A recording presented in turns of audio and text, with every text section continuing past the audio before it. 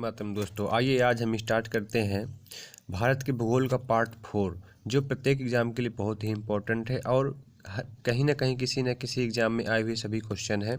आइए चलिए स्टार्ट करते हैं। अगर आपको पार्ट 1, 2, 3 देखना हो तो डिस्क्रिप्शन में लिंक दिया गया है, वहाँ से आप पार्ट 1, 2, 3 देख सकते हैं। आइए चलिए स्टार्ट करते हैं पार्ट 4।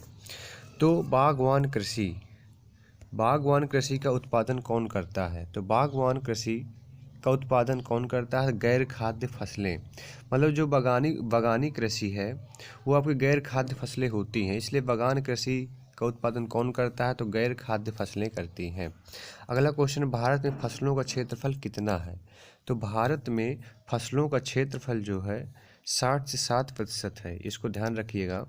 भारत में अगर पूछा जाए कि भारत में फसलों का क्षेत्रफल कितना है तो 60 से 70% है। जूट उत्पादन में सर्वाधिक प्रचुर क्षेत्र कौन से हैं? तो जूट उत्पादन सर्वाधिक जो जूट उत्पादन पश्चिम बंगाल में होता है, आपको ध्यान रखना है। अगर पूछा जाए कि जूट सबसे ज़्यादा किस राज्य में होता है तो पश्चिम बंगाल में होता है।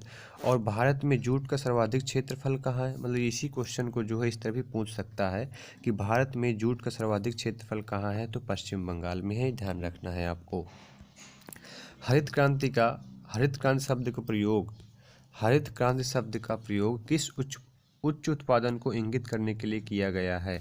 तो प्रति हेक्टेयर कृषि उत्पादन में वृद्धि करने के लिए किया जाता है हरित क्रांति का संबंध। तो हरित क्रांति किन राज्यों में सर्वाधिक सफल रही है? तो आपको ध्यान रखना है कि हरित क्रांति जो सर्वाधिक पंजाब, हरियाणा और उत्तर प्रदेश में सफल रही है। हरित क्रांति का संबंध किस फसल से है? तो हरित क्रांति का जो संबंध था वो गेहूं की फसल से था। HYV कार्यक्रम को भारत में क्या कहा जाता है? तो HYV कार्यक्रम को भारत में नई कृषि नीति कहा जाता है। तो भारत के किस राज्य को चावल का कटोरा कहा जाता है? तो भारत के किस राज्य को चावल कटोरा कहा जाता है? तो आंध्र प्रदेश को कहा जाता है। भारत के किस राज्य को चावल कटोरा कहा जाता है? तो आंध्र प्रदेश को कहा जाता है। ये देखिए, कंफ्यूज मत होइएगा कि चावल कटोरा अगर कहा जाए तो आंध्र प्रदेश है, अगर धान का कटोरा कहा जाए तो छत्तीसगढ़ है। अगर यही क्वेश्चन होता कि भारत में धान कटोरा किस राज्य को कहा जाता है तो छत्तीसगढ़ को कहते हैं। ठीक, अगर चावल कटोरा आ जाए तो उसे आंध्र प्रदेश को कहते हैं। अगला क्वेश्चन है हमारा, ऑपरेशन फ्लड किससे संबंधित है? तो ऑपरेशन फ्लड हमारा दुग्ध उत्पादन से संबंधित है। भारत की कुल जनसंख्या का लगभग कितना प्रतिशत कृषि में कार्यरत है? तो बहुत ही इम्पोर्टेंट क्वेश्चन है ये कि भारत की कुल जनसंख्या का लगभग कितना प्रतिशत भारत में कृषि में कार्यरत है? तो 60%। अगला क्वेश्चन है, भारत में पीली क्रांति का संबंध किससे है? तो भारत में पीली क्रांति का संबंध तिलहन उत्पादन से है। जहाँ तक कृषि मंत्रालय के आधिकारिक वर्गीकरण का संबंध है, भारत में कितने कृषि जलवायु क्षेत्र हैं? तो 127 कृषि जलवायु क्षेत्र हैं। सामाजिक वानिकी का उद्देश्य क्या है? तो सामाजिक वानिकी का उद्देश्य क्या है? तो सरकारी स्वामित्व वाली भूमि पर उपयोगी पौधों को उगाना और व्यवस्थित करना। तो इसको ध्यान रखिएगा कि सामाजिक वानिकी का उद्देश्य क्या है? तो सरकारी स्वामित्व वाली भूमि का उपयोगी पौधों को उगाना और व्यवस्थित करना। किस राज्य को तालाब सिंचाई का पारंपरिक क्षेत्र माना जाता है? तो किस राज्य को माना जाता है? वह हमारा तमिलनाडु। तमिलनाडु की राजधानी का नाम क्या है? चेन्नई। जात गुड़ा का संबंध किससे है? तो ये बहुत ही इंपॉर्टेंट क्वेश्चन है कि जात गुड़ा का संबंध यूरेनियम की खान से है। ये झारखंड में है। जात गुड़ा किस राज्य में है? अगर आज जात गुड़ा किस राज्य में है तो झारखंड में है और ये यूरेनियम की खनन से संबंधित है।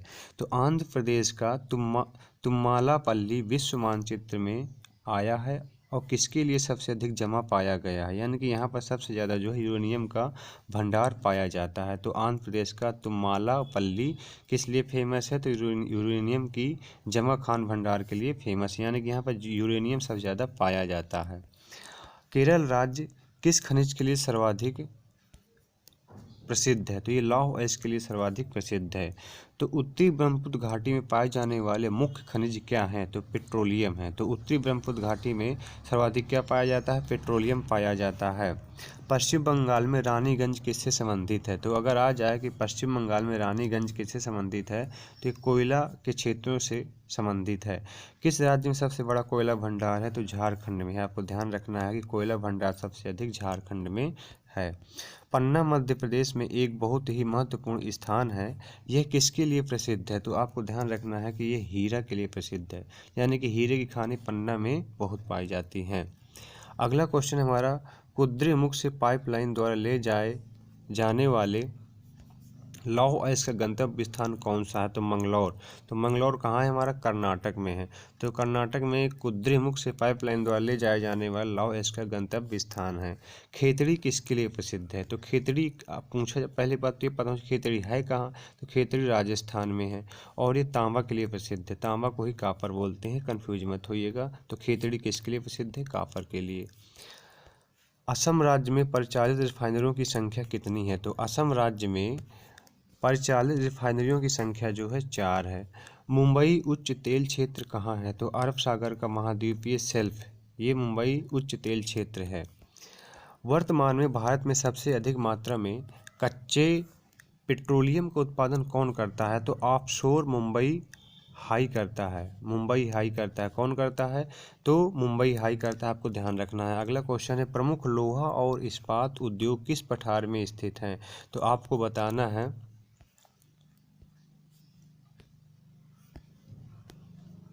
तो ये कहाँ है? छोटा नागपुर पठार। छोटा नागपुर पठार कहाँ है? झारखंड में है। तो प्रमुख लोहा और इस्पात उद्योग किस पठार में स्थित है? छोटा नागपुर के पठार में। भारत में ऊर्जा के मुख्य स्रोत कौन कौन से हैं? तो अगर आ जाए कि भारत में मुख्य ऊर्जा के स्रोत कौन कौन से हैं, तो आपको बताना है कोयला है, तेल है और प्राकृतिक गैस ऊर्जा है। ये ध्यान रखिएगा कि भिलाई इस्पात संयंत्र की स्थापना किसकी सहायता से की गई थी? तो ये रूस की सहायता से की गई थी। और ये कहाँ है भिलाई? भिलाई इस्पात संयंत्र जो छत्तीसगढ़ में है। और एक आता है राउरकेला, तो राउरकेला उड़ीसा में है और जर्मनी के सहयोग से किया गया था। और एक पूछा जाता है दुर्गापुर, तो दुर्गापुर पश्चिम बंगाल में है और ये ब्रिटेन की सहायता से किया गया था। तीनों ध्यान रखिएगा आप। भिलाई इस्पात संयंत्र रूस की सहायता से किया गया था छत्तीसगढ़ में, और राउरकेला इस्पात संयंत्र उड़ीसा में है, ये जर्मनी की सहायता से किया गया था। और दुर्गापुर इस्पात संयंत्र जो है पश्चिम बंगाल में है और ये ब्रिटेन की सहायता से किया गया था। जय हिंद दोस्तों, ऐसे वीडियो देखने के लिए हमारे चैनल को लाइक और सब्सक्राइब करें। और यदि आपको इसका PDF चाहिए तो डिस्क्रिप्शन में टेलीग्राम का लिंक दिया गया है, वहाँ से आप इसका PDF प्राप्त कर सकते हैं। जय हिंद दोस्तों।